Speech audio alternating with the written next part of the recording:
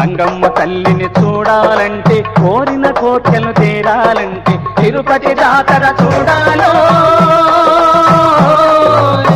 తిరుపతి శ్రీ తాతయ్య గుంట గంగమ్మ జాతర ప్రారంభానికి అన్నీ సిద్ధం చేశారు తిరుపతి ఆలయ ప్రధాన పూజారులు.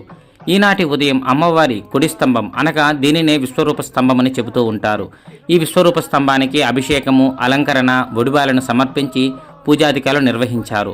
అనంతరం ఆలయంలోని తాతయ్యగుంట గంగమ్మ అమ్మవారికి అభిషేకము, అలంకరణ నిర్వహించి ప్రత్యేక పూజలు నిర్వహించారు.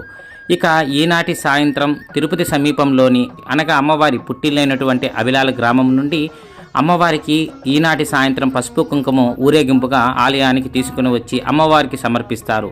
ఇక ఈనాటి అర్ధరాత్రి తరువాత చాటింపు అనే ఒక కార్యక్రమాన్ని నిర్వహించడంతో జాతర వైభవంగా ప్రారంభం కానున్నది. ఇక రేపటి నుండి వారం రోజుల పాటు తిరుపతిలో అమ్మవారి వేషాలు ప్రారంభం.